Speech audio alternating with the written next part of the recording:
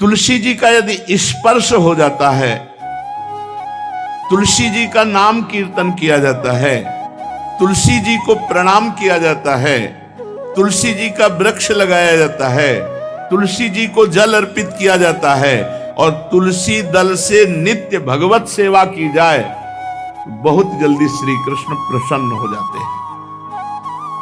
प्रतिदिन जो तुलसी जी की भक्ति करता है, तुलसी का पौधा रोप करके तुलसी जी का सिंचन करना, तुलसी जी को तिलक लगाना, तुलसी जी को माला पहनाना, तुलसी जी की परिक्रमा करना, तुलसी जी को प्रणाम करना, वो कोटि सहस्त्र युगों तक ऐसा महान सुकृत होता है कि भगवान श्री कृष्ण के नित्य समीप रहता है जो तुलसी जी की सेवा करता है।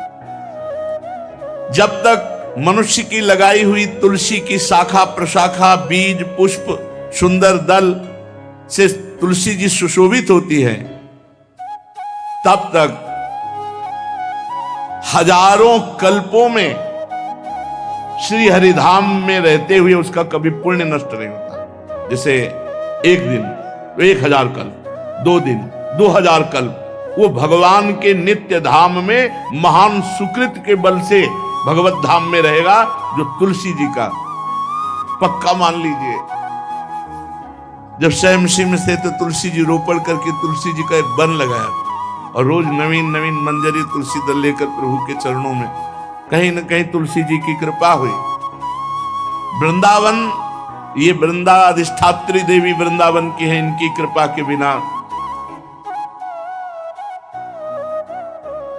हे चंद्रादने संपूर्ण पत्रों और पुष्पों को जो उतार करके सम्मान पूर्वक पहले प्रार्थना करनी चाहिए, हे वृंदा देवी, हे तुलसी जी, भगवान श्री हरि की पूजा के लिए या प्रियाजू की पूजा के लिए हम आपके कुछ मंजरी, कुछ दल लेकर के सेवा करना चाहते हैं, आप कृपा करके मुझे दीजिए, और फिर उतार लें। ऐसे नोचना नहीं, बहुत सम्मान से, बहुत प्यार से, तो तुलसी जी प्रसन्न होती हैं।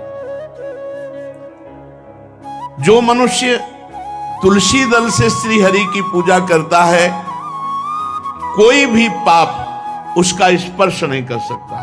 पूर्व में किया हुआ कोई भी पाप उसको दंड नहीं मिलेगा, जो तुलसी जी की आराधना नित्य करता है। अब इतना जल भी ना चढ़ा दे, तुम्हारे पुण्य हो जाए और तुलसी जी अंतर ध्यान, अनुकूल जल, जैसे मान लो गमले पे हैं तो इतना बड़ा तांबे का रोज उससे अब भर के लोटा चढ़ा दोगे, 2-4 दिन में अंतर ध्यान हो जाएंगे तुलसी जी। बहुत विवेक से जरूरत है, मतलब भारी पुण्य होगा। अब इतना बड़ा लोटा रोज जल चढ़ाओगे तो 2-4 दिन में पीली होके अंतर ध्यान हो जाएंगे। पर इतना जल, अनुकूल जल चाहिए। एक तांबे का छोटा सा लिया, ऐसे रोज डालो, उसमें कोई फर्क नहीं, और गमला उठाकर धूप में विराजमान करो। सेवा का मतलब क्या है? जो तुलसी जी को जल अर्पित करके तुलसी जी की सेवा करता है, हरि चिंतन करता, कभी कोई पाप उसका स्पर्श नहीं कर सकता। 100 भार सोना, 400 भार चांदी,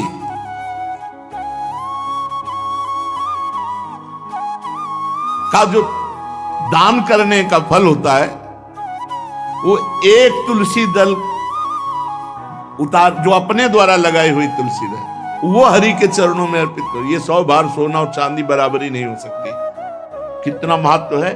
जो रोज तुलसी दल चयन कर, द्वादशी को न चयन करे, द्वादशी को मतलब बहुत बड़ा अपराध लगता है तुलसी दल का, इस मतलब तुलसी के वृक्ष का भी स्पर्श न करे। प्रणाम नमस्कार दूर से, एक भी दल नहीं टूटना चाहिए। द्वादशी को ऐसा हमने महापुरुषों से सुना है कि मंजरी और पत्र उतारना ये ठीक नहीं, बिल्कुल नहीं ठीक है। ब्रह्म हत्या का फल लगता है, अगर जो पाप लगता है अगर कोई द्वादशी को तुलसी चयन, बहुत सावधानी से। जिसके घर में तुलसी का बगीचा होता है, कई पौधे होते हैं, उसको कहीं तीर्थ जाने की जरूरत नहीं, उसका घर तीर्थ है जिसके घर में तुलसी के पौधे हैं। और यमराज कभी उस घर में किसी भी मरने वाले को लेने नहीं आएंगे। जिसके घर में तुलसी, लगा लो भैया तुलसी लगा लो घर में, काहे कोई यमराज को आने दोगे, सबके घर में तुलसी। कितना सुंदर पहले था, घर में आंगन होते थे, आंगन में एक बहुत बड़ा, और फिर उसमें तुलसी जी, और फिर उसमें 2-4 नर्मदेश्वर और शालिग्राम ऐसे, और फिर घर का हर व्यक्ति जल चढ़ाना, प्रणाम करना, नमस्कार करना, चार पर। कितनी पवित्र पद्धतियां हमारी थी। जब रसोई बने पहली गाय के लिए, फिर कुछ पक्षियों के लिए, फिर कोई संत महात्मा, कोई भिक्षु, ऐसा कितना पवित्र व्यवहार। यहाँ जैसे हमने देखा है, ये रसोई बन रही ना, तो धुआं नहीं खत्म होने पाता, वो ही सब अपवित्र किए हुए हैं, राक्षसी बुद्धि आती चली जा रही है। तुलसी जी, ये भागवती को वस्तु, हमें लगता है बालकनी तो होती ही, बढ़िया बालकनी में एक ऐसा उठाने धरने वाला स्टैंड लोहे का रखो कि तुलसी जी को विराजमान कर दो। जिसके घर में तुलसी जी विराजमान होती, उसके घर में यमराज कभी नहीं जाते। जो तुलसी जी का सेवन करता है, उसकी सारी कामनाएं तुलसी जी पूर्ण कर देती है। तुलसी जी को लगाना, तुलसी जी का पालन करना, तुलसी जी को सिंचन करना, तुलसी जी का दर्शन करना, तुलसी जी का स्पर्श करना, मनुष्य के द्वारा जो मन, वाणी और शरीर से पाप हो गए, सबको तुलसी महारानी क्षमा कर देती है, दग्ध कर देती है। पुष्कर आदि तीर्थ, गंगा आदि परम पावन नदियां, ये सब जो स्नान आदि, अवगाहन आदि करने का फल देते हैं, वो केवल तुलसी जी घर में विराजमान है, उसको फल मिल जाएगा। कितने बढ़िया। जो तुलसी जी की नवीन मंजरी प्रभु के चरणों में अर्पित करके प्रणाम करता है, वो चाहे कितना भी अपराध किए हो, वो कभी यमपुरी को नहीं देखेगा, कभी यमराज के पास नहीं जाएगा। जो मनुष्य तुलसी काष्ठ का घिसा हुआ चंदन लगाता है, उसके सारे संचित भस्म हो जाते हैं, और क्रियमाण जो वर्तमान, वो कभी उसको बांध नहीं सकते। तुलसी जी का काष्ठ का घिसा हुआ चंदन, जिसके घर में तुलसी की छाया होती है, वहां पितरों को अपने आप कल्याण प्राप्त हो जाता है। जो श्राद्ध करने से लाभ मिलता है पितरों को, घर में तुलसी लगा के, जो तुलसी की छाया, बड़ा वृक्ष, पितरों को तृप्ति मिलती है। चतुर्भुज ब्रह्मा जी सारंग धनवा श्री हरि के महामहिम स्वरूप की अनुभूति करने के लिए भी कहा है कि तुलसी जी का महान महात्म्य, अगर तुलसी जी का सेवन करे तो भगवान श्री हरि की महिमा को जान जाएगा। स्त्री हो या पुरुष, पुरुष नपुंसक नारीवा जीव चराचर कोय, सर्व भाव भज कपट तज मोहि परम प्रीस। शरीर वर्दी है, हमारी पोशाक है, हम सब एक हैं, आत्मस्वरूप है, कुछ अलग नहीं है। शरीर केवल पांच भौतिक है, तो सबका पांच भौतिक है, उसमें चिन्ह है स्त्री पुरुष के, बस इसके लिए भगवान की आराधना निषेध थोड़ी है। जो स्त्री या पुरुष श्री तुलसी जी के काष्ठ के मन के बना के, जैसे छोटी कंठी या बड़ी माला धारण करता है, श्री कृष्ण उसके बस में हो जाते हैं। यह है तुलसी जी की महिमा। परम सुहाग श्री कृष्ण मिल जाते हैं, और कौन सी हमें उपलब्धि चाहिए। हे गोप नंदिनी, तुलसी जी का सेवन करने से श्री कृष्ण वश में हो जाते हैं।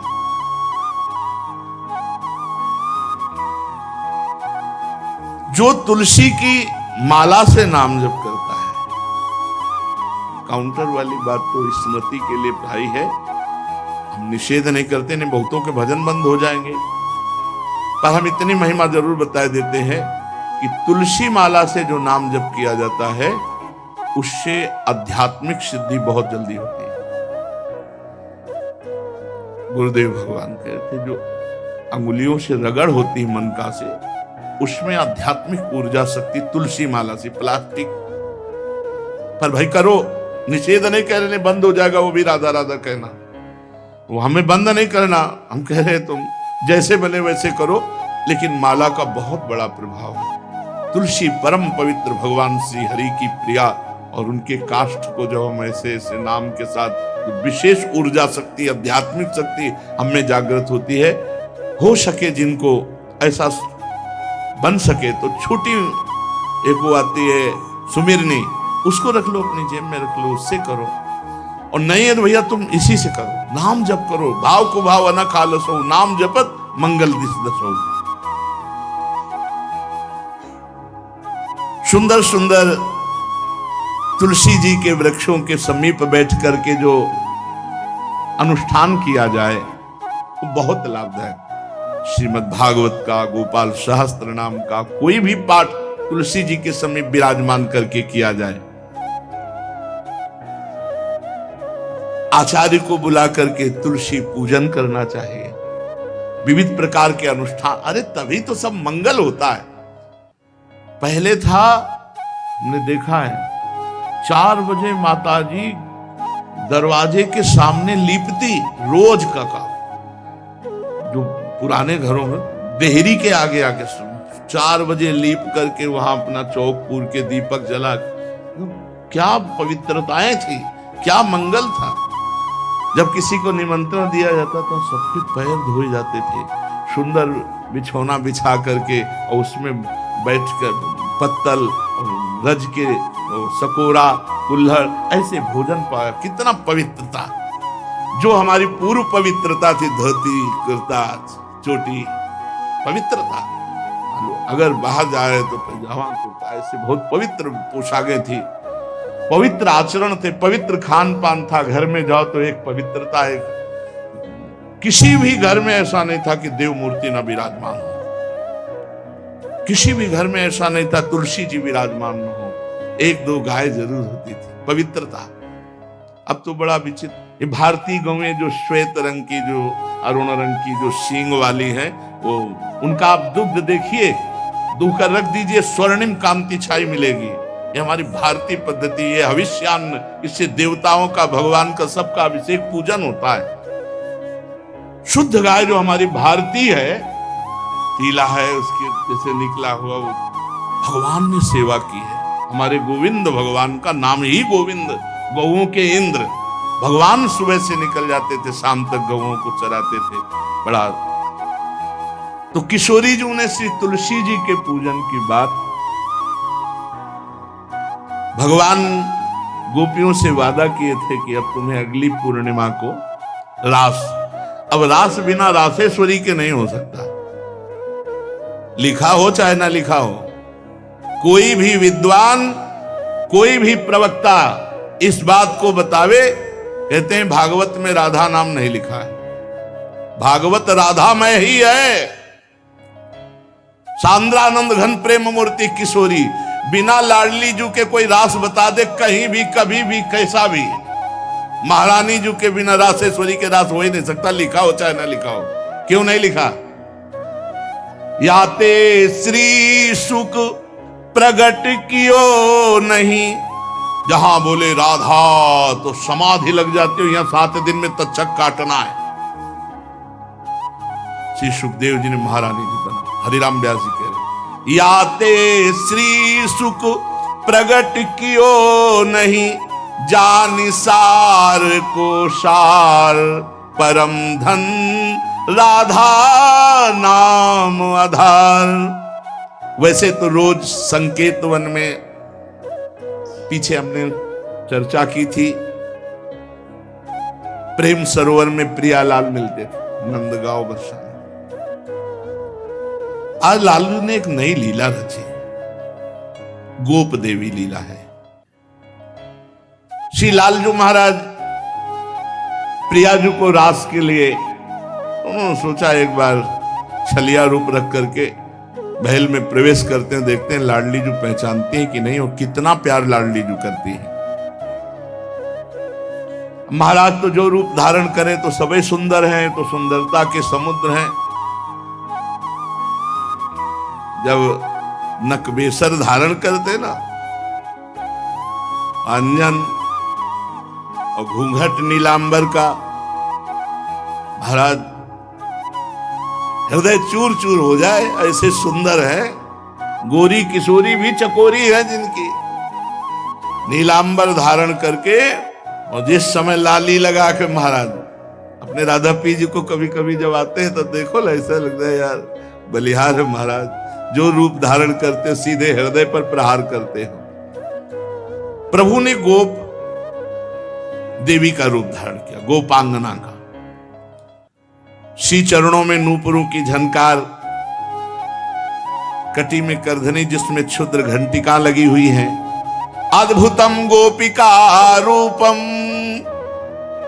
चलत झंकार नूपुरम किंकिणी घंटिका शब्द मंगुलीयक भूषितम।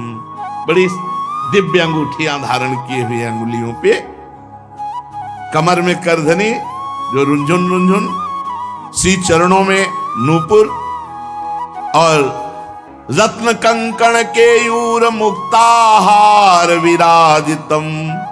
कलाइयों में रत्न जटित कंगन, बीच बीच में चूड़ियां कंगन ऐसे, बाजूबंद, कंठा, मोतियों के हार और शीश फूल, केशपास, बेणी रचना, नासिका में मोती की बुलाक, बेशर और अलकावली, घुंघराली अलकावली, श्याम वर्ण के केश। ऐसा रूप धारण किया जो देखे मुग्ध हो जाए। श्याम सुंदर को वृषभानु भवन की तरफ चले। खाई और परकोटों से युक्त वृषभानु भवन 4 दरवाजों से सुशोभित, प्रत्येक द्वार पर काजल के समान वर्ण वाले गजराज झूम रहे। राजभवन की बड़ी मनोहरता है। उस मंडप प्रांगण में वायु के समान वेग वाले घोड़ों से अंगरक्षक महल की रक्षा करने वाले चारों तरफ दौड़ रहे वृषभानु भवन में। और बड़ी ही सुंदर सुंदर गौएं, धर्म धुरंधर बलवान शाण रमा रहे। बहुत से गोपाल बंशी वेद धारण किए हुए उनको संभाल रहे हैं। वृषभानु जी का भवन क्या है, ऐसा लगता है कि विश्वकर्मा ने पूरी कला कौशल लगा दी। और महारानी जी के लिए भवन के अंदर ही बगीचा, झरना, सरोवर सब कोटि कोटि सूर्य के समान कांति वाले सुंदर सुंदर मणियां खंभों में जटित हैं, जिससे प्रकाश फैल रहा है। रत्न मंडित आंगन, बहुत से रत्न स्वरूप भूमि पे जटित हैं। और वहां वीणा, ताल, मृदंग आदि बाजे बजाती हुई बहुत सी मनोहर सखियां फूल छड़ी लिए हुए दरवाजे पर खड़ी हैं, संगीत बज रहा है। उस अंतापुर में दिव्य विशाल उपवन की छटा छटक रही। भीतर ही अनार, कंद, मंदार, नींबू तथा अन्य ऊंचे ऊंचे वृक्ष लहला रहे। केतकी, मालती, माधवी लताएं बड़ी सुंदर वृक्षों का आलिंगन किए हुए श्री राधा निकुंज महल के अंदर ही कल्प वृक्ष के फूलों की सुगंध से भौरे मत वाले हो रहे हैं। शीतल मंद सुगंध वायु चल रही है। कहीं सहस्त्र दल कमलों के पराग को बारंबार वायु बिखेर रही है। निकुंज शिखरों पर बैठे हुए मोर कभी नाचते हैं, कभी कूक रहे हैं, कहीं कोकिला, कहीं सारस, कहीं सुख। और फूलों के सहस्त्र सहस्त्र सैयाएं जगह जगह, कभी लाडली जो इधर से निकले किसी में भी विराजमान हो जाएं। मेघ मंदिर में सैकड़ों फुहारे छूट रहे। बाल सूर्य के समान कांतिमान कुंडल तथा विचित्र वर्ण वाले वस्त्र धारण किए हुए करोड़ों बलवान महल के आसपास श्री लाडली जी के और श्री स्वामिनी जी की परिचर्या में सब सुसज्जित सखियां केसरिया रंग के सूक्ष्म वस्त्रों को सजाकर पर्दा बनाया गया है। जलज पुष्प, थलज पुष्प जगह जगह पल्लव बिखेरे गए हैं और घुटनों तक पुष्पों का पराग महारानी जो चलेंगे। राजभवन में ऐसा मालती मकरंदों के फव्वारे, मालती मकरंदों के, मालती के सुंदर मकरंद के पराग के सुगंध से युक्त ऐसे फव्वारे चल रहे हैं। ऐसे आंगन करोड़ों चंद्रमाओं की कांतिमती कोमलांगी सहचरियां, करोड़ों चंद्रमाओं की कांति, धीरे धीरे वहां सब निरीक्षण परीक्षण। श्री वृषभानुनंदिनी श्री किशोरी जी की सेवा में सहस्त्रों ऐसी सुंदरियां, जैसे चंद्रमा के उदय होने से ताराओं की कांति फीकी हो जाती है, तो जब लाडली जी पधारती है तो ऐसे सबकी कांति फीकी हो जाती है। देखो माई सुंदरता की सीमा, ब्रजनो तरुण कदम्ब नागरी, निरखी करत अधग्रीवा। महान गौरव लाडली जी का। श्री किशोरी जी की अगवानी करने के लिए सखियां दौड़ पड़े। लाडली जी को संभाल संभाल के कर कमल पकड़ करके पराग मार्ग से सिंहासन पर बिठाया। फिर लाडली जी की जैसी सेवा होती, कोई चवर, कोई पंखा, कोई व्यजन, कोई पान बीड़ी। अब ये गोप सुंदरी थोड़ा घूंघट करके सकुचाती हुई कोई टोक न दे, वृषभानु भवन में पहुंची। एक सखी ने देखा फूल छड़ी से, रे कौन हो आप? मैं गोप सुंदरी हूं, गोप देवी। क्या कार्य है? आपकी महारानी से मिलना है, मुझे शिकायत करना है। क्या शिकायत करनी? शिकायत करना है तो बाबा से करो जाकर। वो बात बाबा से नहीं कह सकती जो बात हमारे साथ हुई है, वो बात केवल लाडली जी से कह सकती है और वही हमारा निर्णय कर सकती है। हाँ, तो कोई गंभीर बात है, गंभीर बात है, इसीलिए तो महारानी जी कोई गोप सुंदरी आई अपने को बोल रही है और वो आपसे अपना न्याय करवाना चाहती है।